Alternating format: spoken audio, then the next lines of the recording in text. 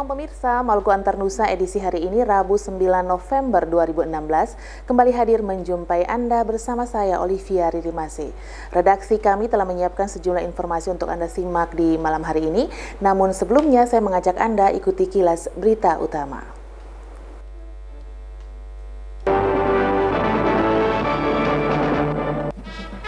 Pemerintah Provinsi Maluku mendukung pembangunan Universitas Muhammadiyah. Para pengungsi kebakaran Soa Bali masih menunggu janji gubernur.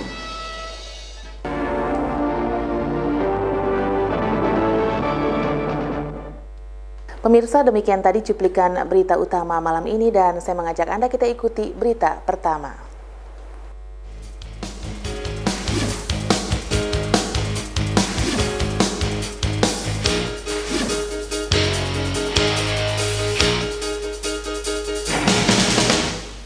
Pimpinan Pusat Muhammadiyah berkeinginan membangun Universitas Muhammadiyah di Maluku.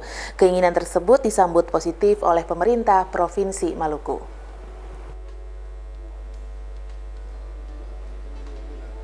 Pimpinan Pusat Muhammadiyah akan mengembangkan usahanya di Maluku.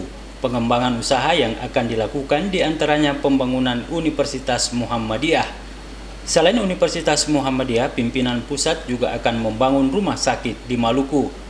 Keinginan tersebut disampaikan Ketua Umum PP Muhammadiyah, Profesor Haidar Nasir, saat bersilaturahmi dengan Gubernur Maluku kemarin. Menurut Haidar, rencana membangun Universitas Muhammadiyah di Maluku sudah direncanakan sejak lama. Pimpinan Pusat Muhammadiyah akan terus mendorong agar keinginan tersebut dapat terrealisasi sesuai semboyan Muhammadiyah, sedikit bicara banyak berpikir dan bekerja. Kami juga memang sudah lama dan alhamdulillah Pak Gubernur juga begitu selain respon bahkan mendorong teman-teman Muhammadiyah wilayah untuk membangun Universitas Muhammadiyah Maluku, Universitas Muhammadiyah di Ambon ini, sekaligus juga rumah sakit Muhammadiyah. Dua pilar ini sebenarnya kan pilar dari kemajuan bangsa, kemajuan masyarakat. Sehingga kami berterima kasih kepada Pak Gubernur bersama seluruh jajaran dan masyarakat Maluku atas dukungan ini, dan kami akan terus bekerja keras karena Muhammadiyah ini punya semboyan sejak dulu dan culture-nya itu sedikit bicara, banyak berpikir dan bekerja. Gubernur Said Assegaf berharap kehadiran universitas dan rumah sakit Muhammadiyah nantinya akan membantu masyarakat Maluku dalam bidang pendidikan dan kesehatan. Kehadiran rumah sakit Muhammadiyah di Maluku diharapkan akan membantu pemerintah daerah dalam meningkatkan kualitas kesehatan masyarakat di daerah ini. Nanti juga akan dibangun Universitas Muhammadiyah, juga nanti ada rumah sakit Muhammadiyah.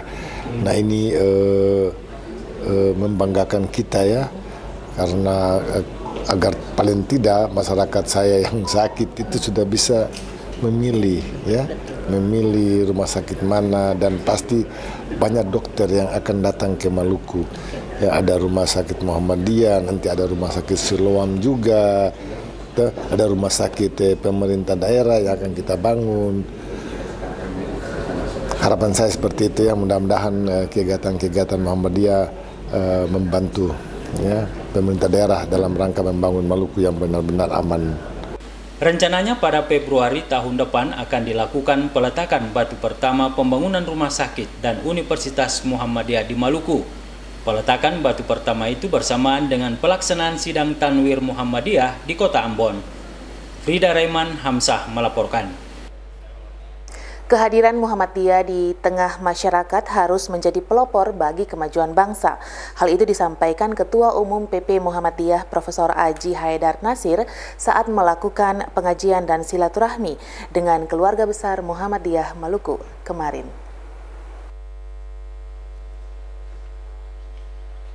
Untuk mengoptimalkan peran Muhammadiyah di tengah masyarakat, maka ormas ini akan lebih mendorong adanya kemajuan bagi bangsa. Hal itu disampaikan Ketua Umum PP Muhammadiyah Profesor Haji Haidar Nasir saat melakukan pengajian dan silaturahmi dengan keluarga besar Muhammadiyah Maluku kemarin. Menurut Nasir, Muhammadiyah akan terus menggelorakan semangat kemajuan dalam setiap kegiatan yang dilakukan. Hal itu sejalan dengan tema Sidang Tanwir Muhammadiyah yang akan dilaksanakan di Ambon, Maluku tahun 2017 nanti, yakni membangun karakter Indonesia yang berkemajuan. Tanwir merupakan sidang tertinggi setelah Muktamar. Tanwir yang dilaksanakan di Ambon diharapkan membawa kemajuan bagi Maluku. Pimpinan wilayah Muhammadiyah Maluku Halatua mengatakan, keluarga besar Muhammadiyah Maluku siap untuk menyukseskan pelaksanaan Sidang Tanwir Muhammadiyah di Maluku. Pengurus wilayah Muhammadiyah Maluku berharap melalui Sidang Tanwir Muhammadiyah di Kota Ambon akan meningkatkan perhatian DPP bagi perkembangan gerakan Muhammadiyah di Maluku yang dikategorikan tertinggal di kawasan timur Indonesia. Pengajian dan silaturahmi bersama Ketua Umum PP Muhammadiyah ini dimanfaatkan keluarga besar Muhammadiyah Maluku untuk berdialog dan berdiskusi tentang realisasi pembangunan universitas dan rumah sakit Muhammadiyah di Maluku serta berbagai langkah bagi kemajuan gerakan Muhammadiyah. Frida Raiman Hamzah melaporkan. Saudara Menteri Pendidikan dan Kebudayaan Muhadjir Effendi membuka Kongres Kebudayaan Maluku kedua di Namlea, Kabupaten Buru, Senin pagi. Kongres ini bertujuan mengkonsolidasi sosiokultural berbagai subetnik di Provinsi Maluku.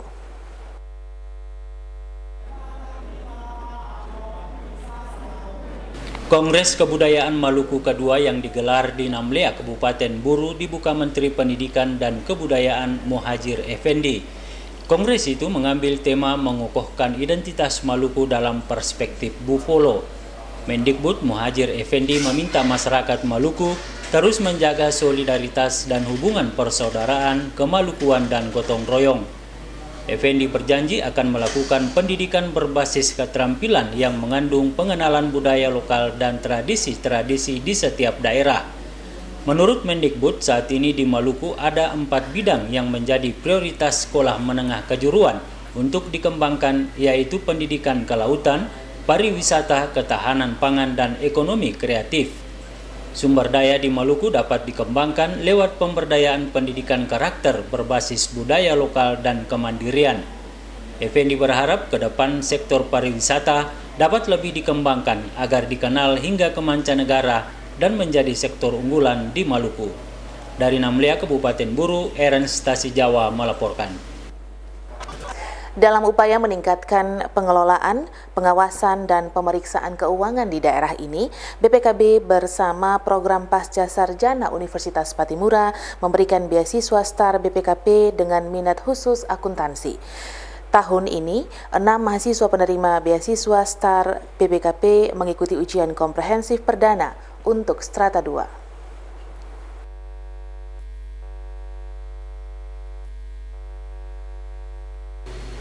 Kerjasama antara program Pasca Sarjana Unpati dengan BPKP melalui pemberian beasiswa STAR BPKP dimaksudkan untuk menyediakan sumber daya manusia yang mampu meningkatkan pengelolaan, pengawasan, dan pemeriksaan keuangan di daerah ini. Kerjasama antara program Pasca Sarjana Unpati dengan BPKP STAR dimulai sejak tahun 2014. Direktur Program Pasca Sarjana Unpati Yanes Letemia menyatakan program ini bertujuan untuk membina sumber daya manusia yang nantinya dapat melakukan pengelolaan, pengawasan dan pemeriksaan keuangan di Provinsi Maluku dan kabupaten kota yang ada di daerah ini. Yang nanti selesai dalam program BPKP STAR ini itu diharuskan oleh pemerintah daerah pakai untuk mengelola keuangan daerah dan juga memeriksa dalam kaitan dengan pemeriksaan keuangan daerah, sehingga calon-calon ini akan pasti sebagai pengelola keuangan dan inspektorat, karena inspektorat itu akan memeriksa keuangan daerah ya.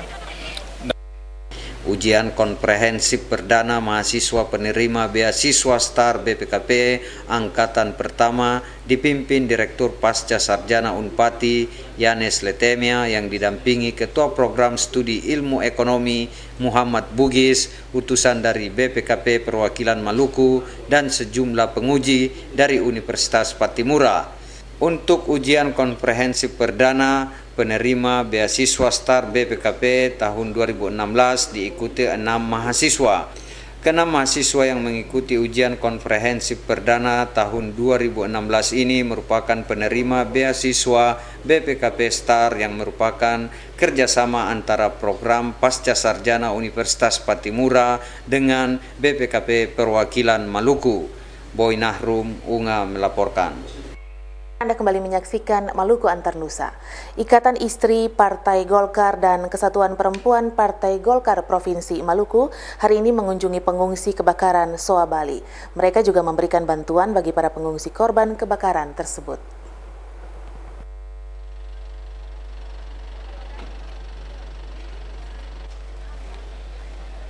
Siang tadi, Ikatan Istri Partai Golkar dan Kesatuan Perempuan Partai Golkar Maluku mendatangi lokasi pengungsian korban kebakaran Soa Bali.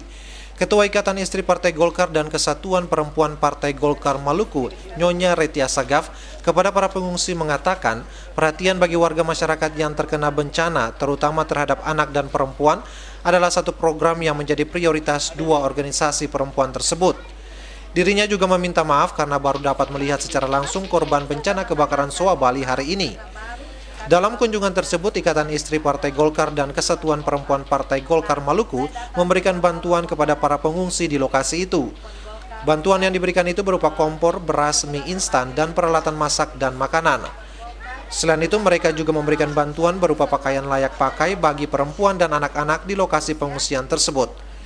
Nyonya Retia Sagaf mengatakan bantuan itu merupakan bukti kepedulian untuk meringankan beban para korban kebakaran. Kedepan, dua organisasi perempuan Partai Golkar Maluku ini akan tetap eksis dalam memberikan bantuan sosial bagi warga yang terkena bencana. Ya, inilah kepedulian kita dari ibu-ibu istri dari perempuan Golkar dan KKPG untuk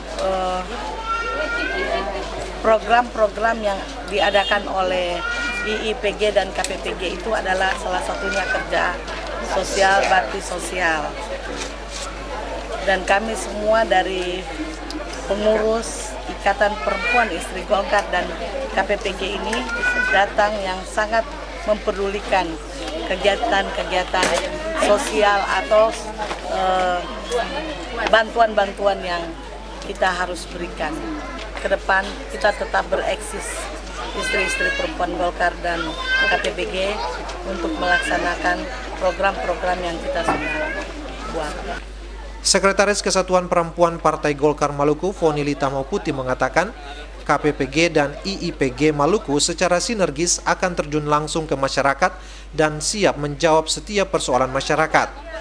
Hari ini di mana dua organisasi perempuan Partai Golkar ini secara langsung turun ke lapangan dan memberikan bantuan kepada para korban bencana kebakaran Soa Bali. Gubernur Maluku telah menginstruksikan kepada Dinas Pekerjaan Umum Maluku untuk melakukan pengadaan triplex bagi penyekatan lokasi pengungsian di Soa Bali. Namun hingga saat ini instruksi gubernur itu belum direalisasikan, padahal para pengungsi sangat membutuhkan bantuan tersebut.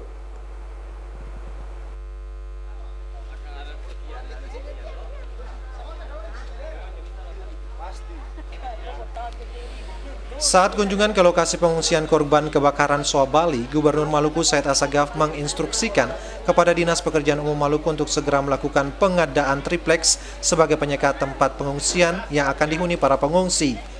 Gubernur bahkan meminta untuk melakukan pengadaan secepatnya. Namun hingga hari ini instruksi gubernur itu belum direalisasikan. Padahal pengadaan triplex tersebut sangat dibutuhkan para pengungsi. Apalagi tinggal beberapa hari lagi tanggap darurat kedua akan segera berakhir.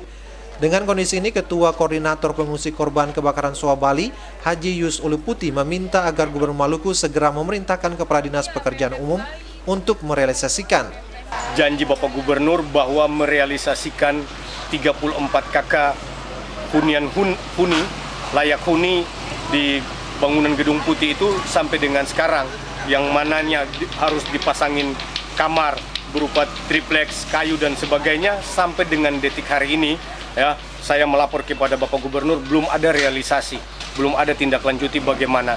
Lalu batas deadline hanya sampai dengan tanggal 20.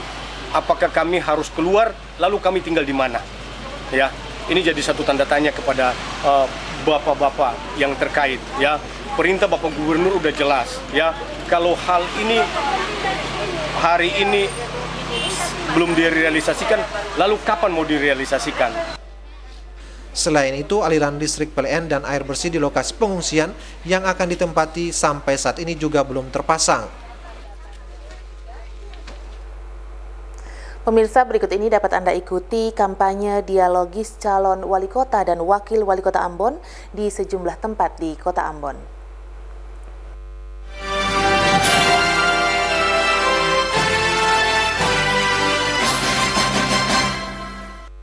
Slogan pantas bisa bikin labe untuk kepentingan rakyat diapresiasi warga Kampung Tomia.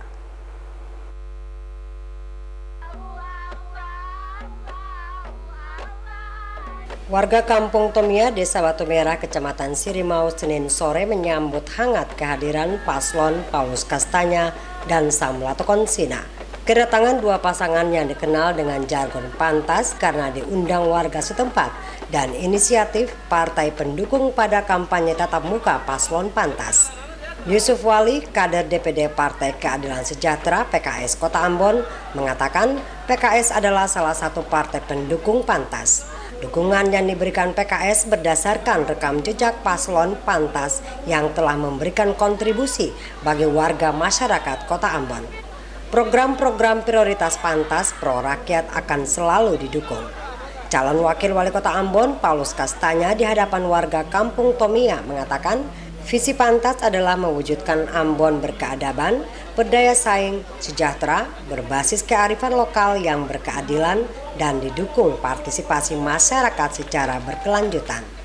Dari 5 visi itu, terdapat sejumlah misi yang akan diterapkan pada program-program prioritas 5 tahun mendatang. Calon Wakil Wali Kota Ambon, Samlato Konsina, menjelaskan untuk memimpin Kota Ambon 5 tahun mendatang, dirinya dan Poli mendapat rekomendasi dari 9 partai politik. Dari 35 kursi di DPRD Kota Ambon, 9 partai politik ini memiliki 25 kursi. 25 anggota DPRD dari partai pendukung pantas nantinya akan mengawal dan mengarahkan potensi mereka pada penerapan program-program prioritas pantas pro rakyat.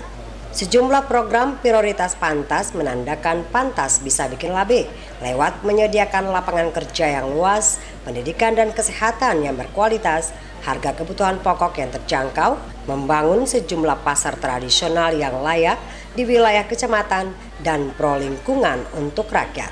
Usai melakukan kampanye tatap muka di Kampung Tomia, pantas juga melakukan kampanye yang sama dengan warga masyarakat Halong Atas, Kecamatan Baguala. Devi bin Umar dan Ongen Limba melaporkan.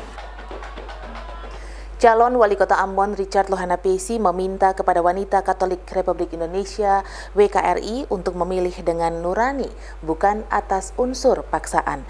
Hal itu disampaikan dalam pertemuan terbatas pasangan Paparisa Baru bersama pengurus WKRI Kota Ambon kemarin.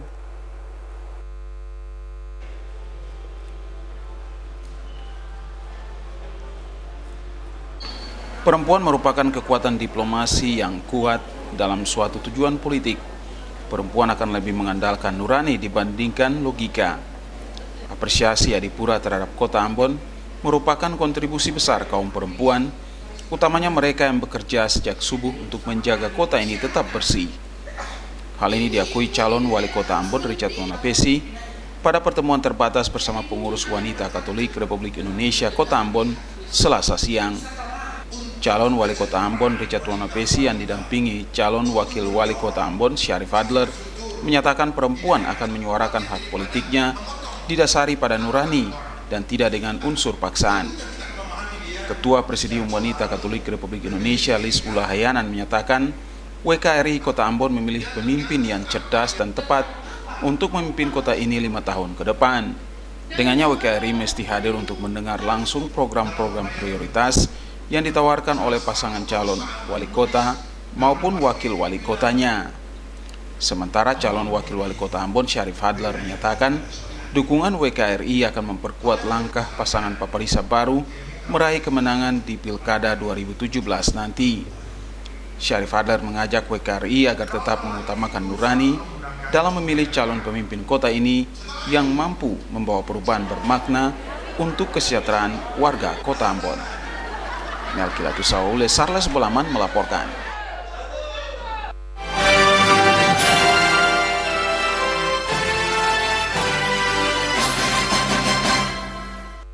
Saudara, 126 mahasiswa Akademi Keperawatan Rumah Sakit Tingkat 3 Dr. J.A. Latumeten Ambon diwisuda Selasa pagi. Prosesi wisuda angkatan ke-11 itu dipusatkan di Gedung Islamic Center.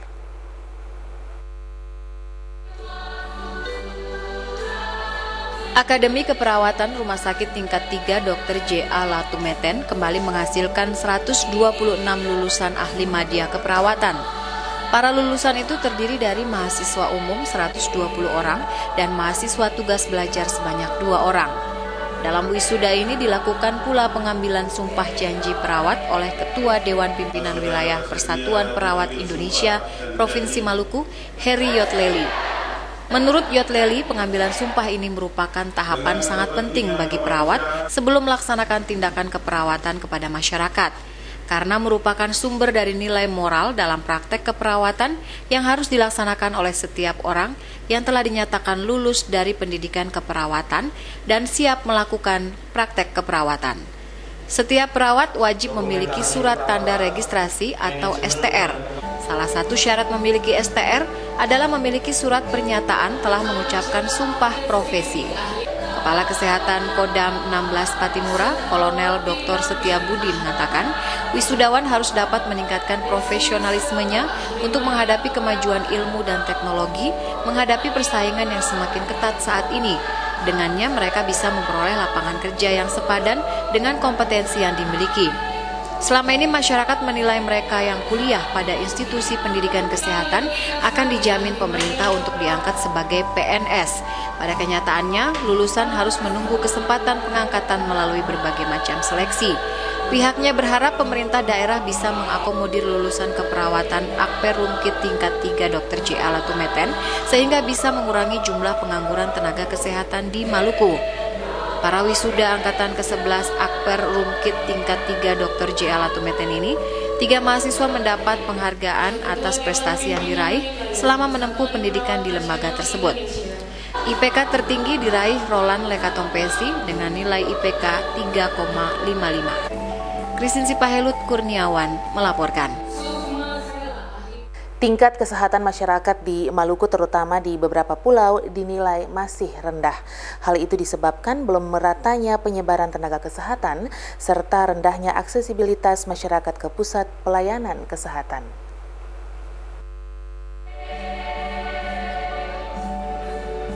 Pernyataan itu disampaikan Kepala Bidang Pelayanan Kesehatan Dinas Kesehatan Provinsi Maluku, Yohana Rahael, saat menghadiri kegiatan wisuda Akademi Keperawatan Rumah Sakit Tingkat 3 Dr. J.A. Latumeten Ambon, Selasa pagi. Menurutnya, rasio petugas kesehatan terhadap penduduk Maluku pada beberapa daerah belum memadai. Aksesibilitas masyarakat ke pusat pelayanan kesehatan yang masih rendah juga merupakan salah satu penyebab rendahnya tingkat kesehatan masyarakat di daerah ini. Karenanya perlu dikembangkan paradigma baru di jajaran kesehatan Provinsi Maluku. Jika sebelumnya pelayanan kesehatan masih menempatkan masyarakat sebagai objek, saat ini masyarakat harus mulai didorong dan diberdayakan untuk menjamin terpenuhinya kebutuhan kesehatan yang berkesinambungan secara mandiri. Selain itu, perlu didorong upaya gerakan masyarakat sehat berbasis keluarga. Saat ini sejumlah persoalan seperti gizi buruk, busung lapar, polio, gangguan akibat kekurangan yodium, demam berdarah, dan malaria cukup tinggi prevalensinya. Selain itu, masih tingginya tingkat kematian bayi dan ibu melahirkan. Pemerintah Provinsi Maluku telah menetapkan arah pembangunan di bidang kesehatan yang diarahkan pada upaya pemetaan pelayanan kesehatan dan perbaikan aksesibilitas masyarakat ke pusat-pusat pelayanan kesehatan. Seluruh komponen masyarakat termasuk Akper Rumkit Dr. J.A. Latumeten harus mendukung agar kebijakan itu terwujud. Akper Rumkit tingkat 3 Dr. J.A. Latumeten diminta menghasilkan lulusan terbaik dan profesional serta mampu dan bersedia memberikan pelayanan kepada masyarakat di setiap wilayah. Direktur Akper Rumkit tingkat 3 Dr. J.A. Latumeten Ambon, Bagus Dadang Prasetyo mengatakan alumninya sekitar 60% sudah terserap di dunia kerja bidang kesehatan. Setiap angkatan itu yang sudah terlapor itu karena kita sulit juga ya untuk mencapai yang terlapor yang sudah kerja. Jadi yang sudah terlapor itu rata-rata di atas 60-70%. Jadi rumah sakit wilayah Ambon, bahkan ada yang di Jakarta, di rumah sakit tentara di Kotama yang lain, sampai di privat juga ada. Lulusan Akper diharapkan mampu bersaing dan melaksanakan tugas dengan baik ketika turun mengabdi di tengah masyarakat. Christine Sipahelut, Kurniawan, melaporkan.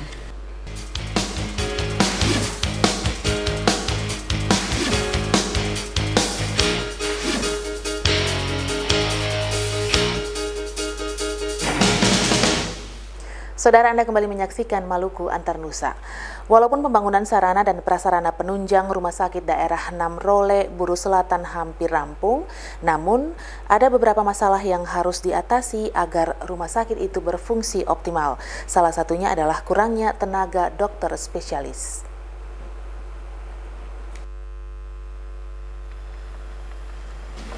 Rumah Sakit Daerah Namrole, Buru Selatan adalah rumah sakit negeri kelas 3 tipe C. Rumah sakit yang dibangun tahun anggaran 2013 di atas tanah seluas 4 hektar itu kini 99% telah rampung. Rumah Sakit Daerah Namrole dibangun dalam beberapa tahap dengan menggunakan dana anggaran khusus DAK dan anggaran umum DAU. Rumah sakit itu dilengkapi dengan ruang ronsen, radiologi, ICU, dan laboratorium serta ruang operasi. Rumah sakit tersebut belum dilengkapi dengan ruang apotek, laundry, dan ruang dapur. Untuk 3 ruang tersebut direncanakan dibangun dengan menggunakan anggaran dana alokasi khusus tahun 2017.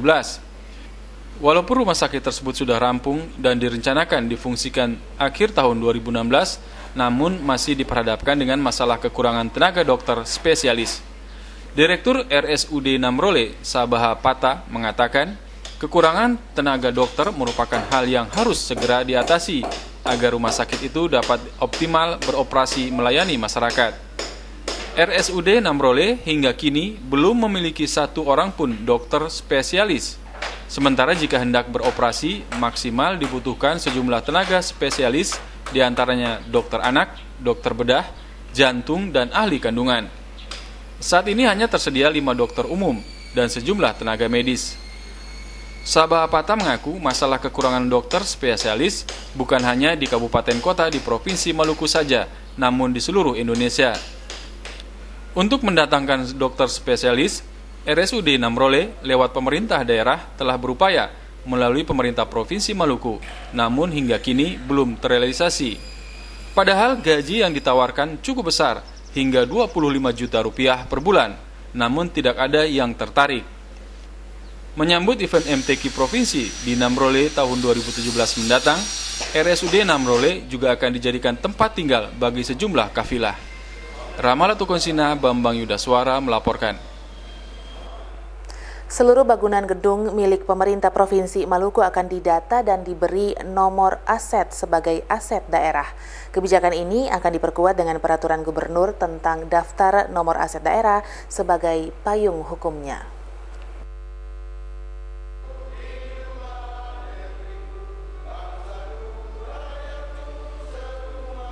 Pembahasan terhadap suatu bangunan gedung selama ini dilakukan ketika bangunan itu akan dikerjakan. Sementara kebutuhan setelah bangunan itu usai dikerjakan kurang mendapat perhatian. Bila ada hanya sebatas penambahan ataupun renovasi. Padahal yang terpenting adalah konstruksi bangunan tersebut. Hal ini dimaksudkan agar bila dilakukan pengembangan terhadap bangunan itu dapat diketahui kekuatannya. Selain itu, bangunan tersebut harus memiliki daftar nomor aset. Hal ini disampaikan Sekretaris Daerah Maluku Hamin bin Tahir saat peluncuran penerbitan daftar nomor dan aset bangunan gedung pemerintah Provinsi Maluku. Menurut Hamin bin Tahir, pengelolaan bangunan gedung pasca konstruksi yang tidak optimal akan menimbulkan biaya tinggi serta berdampak pada efektif dan efisiennya pemanfaatan sumber kekayaan daerah yang pada akhirnya mengakibatkan inefisiensi. Olehnya itu, seluruh SKPD selaku pengguna anggaran dan pengguna barang diminta mendata dan memberi nomor aset bangunan gedungnya. Untuk kelancaran itu akan diperkuat dengan payung hukum berupa peraturan gubernur. Saat ini baru 3 SKPD yang memiliki daftar nomor aset bangunan gedungnya, masing-masing Dinas Pendidikan Provinsi Maluku, Rumah Sakit Khusus Ambon, dan Balai Diklat Provinsi. Harus disiplin untuk kalau mau mempertahankan WTP, kita harus benahi aset. Salah satu pendekatan adalah daftar nomor aset. Jadi tidak lihat waktu produksi, pasca konstruksinya. Sehingga pada saat-saat tertentu bila mana kita mau renovasi, kita bisa membuka file dengan menekan daftar nomor aset, berarti prasarana atau bangunan yang bersangkutan dia nampak. Ini masih offline. Dia harus terdaftar di PU dan dia harus tercatat juga di aset. Sehingga ke depan kita bisa efisiensi terhadap bangunan-bangunan yang akan dikembangkan atau direhabilitasi. Apa berkaitan dengan DNA? PLT Kepala Dinas Pekerjaan Umum Maluku, Kasrul Selang, mengatakan pihaknya akan membentuk tim konsultasi untuk memeriksa bangunan gedung SKPD Provinsi Maluku yang tidak memiliki datanya. Nah, kita punya bangunan yang 10-20 tahun itu kemungkinan berkas-berkasnya, kemungkinan data mengenai bangunan itu sudah tidak ada. Ini kemungkinannya. Nah, itulah gunanya nanti Pergub ini supaya ada dasar kita Dinas PU untuk melakukan kegiatan seterusnya. Jadi nanti yang tidak ada itu kita kirimkan konsultan lagi untuk gambar DNA-nya, gambar instalasi airnya dan lain sebagainya. Setelah itu baru kita terbitkan DNA-nya. Diharapkan dalam waktu dekat ini seluruh bangunan gedung milik pemerintah Provinsi Maluku telah memiliki daftar nomor aset bangunan. Fakultas Pertanian Universitas Patimura Ambon menggelar lomba penulisan karya ilmiah tingkat SMA dan SMK di Provinsi Maluku. Dekan Fakultas Pertanian Universitas Patimura Ambon, Profesor MJ Matinahuru, berharap lomba ini mampu meningkatkan kualitas penulisan karya ilmiah bagi para pelajar di Maluku.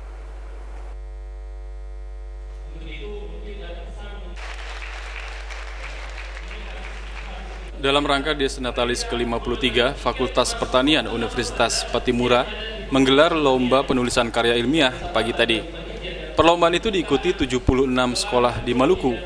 Dekan Fakultas Pertanian Unpati, Profesor Dr. MJ Matinahuru, mengatakan lomba karya ilmiah itu bertujuan meningkatkan kualitas penulisan karya ilmiah bagi para pelajar di Kota Ambon. Matinahuru mengakui penulisan karya ilmiah sangat penting diterapkan di kalangan para pelajar. Selain itu, perkembangan pertanian harus mendapat perhatian dari kalangan pelajar. Lomba karya ilmiah dapat membudayakan pelajar untuk berpikir maju dalam menyelamatkan pertanian di Maluku. Yang pertama, meningkatkan kemampuan menulis dan menganalisis masalah pertanian bagi siswa-siswi SMU dan SMK. Yang kedua itu kita ingin mensosialisasi kepada SMU SMK bahwa Fakultas Pertanian penting untuk berkembang ke depan supaya bisa mengatasi berbagai persoalan pangan di Maluku. Selain menggelar lomba penulisan karya ilmiah, Fakultas Pertanian Unpati Ambon juga menggelar pameran pertanian. Pameran itu diikuti 5 program studi. Ketua Panitia Desnatalis ke-53 tahun, Li Ketan, mengakui pameran pertanian itu bertujuan memamerkan hasil-hasil pertanian di Maluku yang dikelola Fakultas Pertanian Unpati. Pameran itu juga dapat digunakan sebagai media promosi Fakultas Pertanian Unpati kepada khalayak luas.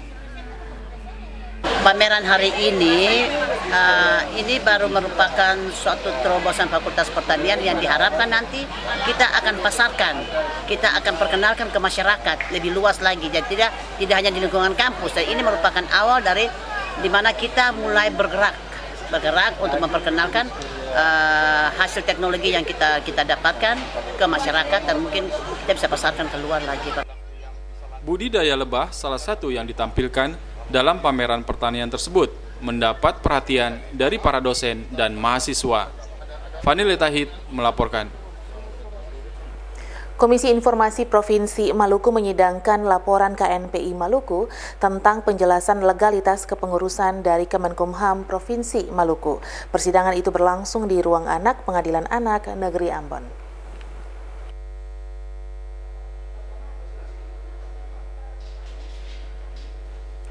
Menindaklanjuti laporan Ketua KNPI Maluku, Subhan Patimahu, Komisi Informasi Provinsi Maluku menggelar sidang sengketa Komisi Informasi di Ruang Anak Pengadilan Negeri Ambon.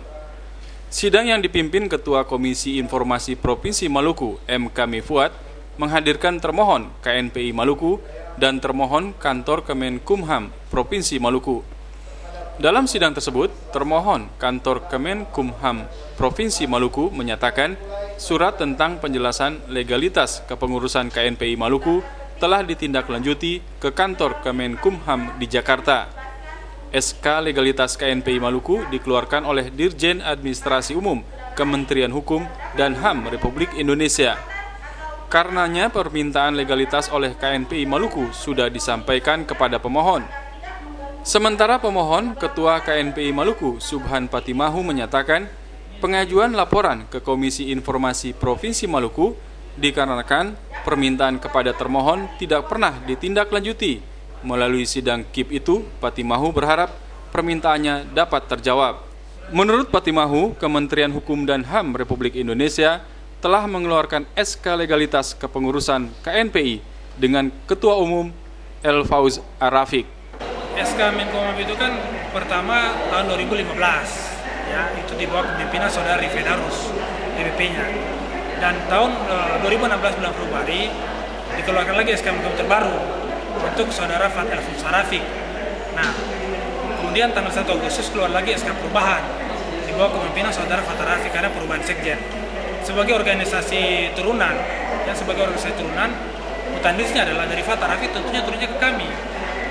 Makanya rujukan kami adalah asas hukum yang kami gunakan, harusnya digunakan bahwa SK terakhir adalah yang sah. Itulah produk hukum. Kalau di luar orang berkata bahwa surat edaran dari menteri itu bisa dipakai, saya kira itu bukan produk hukum. Itu tidak bisa digunakan untuk menyelesaikan sebuah konflik kepemudaan.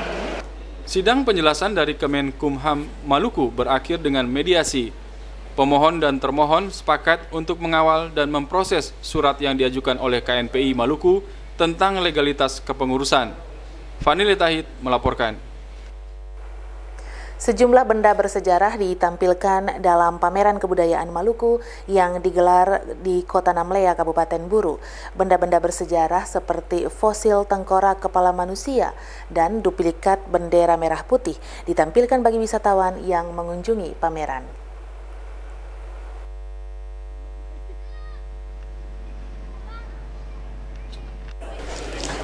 Inilah wujud fosil tengkorak kepala manusia yang dipamerkan dalam pameran kebudayaan Maluku di Kota Namlea Ahad kemarin.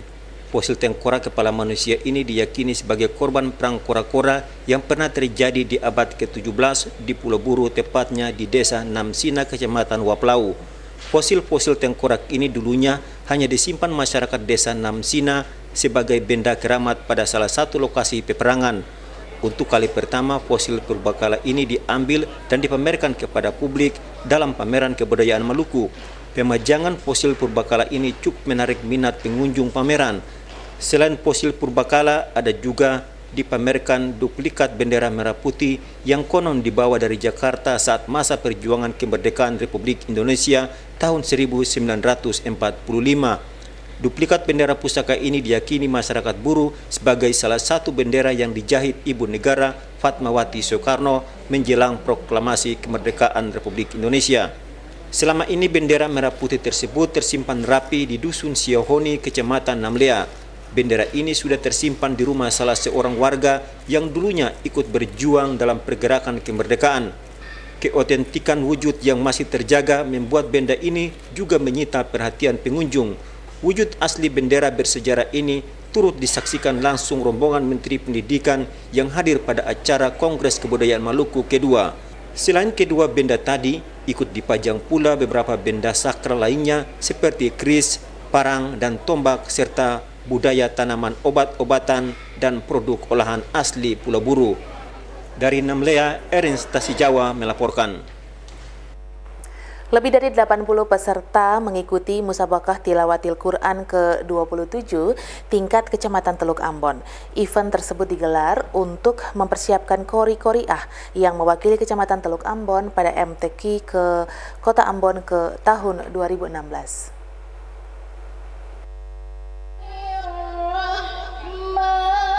Musabaqah Tilawatil Quran ke-27 tingkat Kecamatan Teluk Ambon berlangsung di Masjid Al-Hijrah Dusun Kate-Kate, Desa Hunut, Rabu pagi. Ketua Panitia Pelaksana Sofian Latukau mengatakan musabaqah tilawatil Quran tersebut dimaksudkan untuk menumbuh kembangkan pemahaman dan pengamalan isi kandungan Al-Quran. Selain itu, untuk menjaga kerukunan umat beragama. Menurutnya, MTQ ini juga sebagai ajang seleksi peserta yang akan mewakili Kecamatan Teluk Ambon pada MTQ Kota Ambon 2016 di Negeri Laha akhir November tahun ini.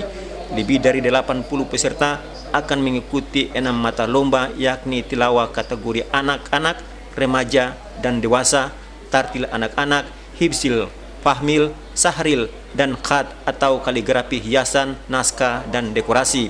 Kepala Kantor Urusan Agama Teluk Ambon Baguala, Hussein Henan mengatakan persiapan terhadap peserta hendaknya dilakukan jauh-jauh hari sebelum MTQ dilaksanakan. Hal itu dimaksudkan agar peserta dapat berlatih dengan maksimal sehingga akan lahir qori-qoriah terbaik. Henan mengajak masyarakat di Dusun KTKT mendukung suksesnya kegiatan MTQ dimaksud. Saat membuka kegiatan ini, Camat Teluk Ambon Muhammad Nasir Rumata mengatakan MTQ merupakan program nasional yang dilaksanakan setiap tahun secara berjenjang. Rumata mengaku selama ini di Kecamatan Teluk Ambon belum memiliki LPTQ, namun MTQ setiap tahun tetap dilaksanakan dengan dukungan KUA dan masyarakat setempat. Menurutnya, MTQ ini tidak sekedar ajang seleksi mencari qori-qoriah terbaik. Pada MTQ akan tercipta kebersamaan antara masyarakat di Kecamatan Teluk Ambon. MTQ Kecamatan Teluk Ambon dijadwalkan berlangsung selama 2 hari dan berakhir besok malam. Qori-qoriah terbaik pada MTQ ini akan dibina oleh tim yang dibentuk pemerintah Kecamatan Teluk Ambon sebagai bentuk persiapan menghadapi MTQ tingkat Kota Ambon tahun ini. Hamja Tumia melaporkan.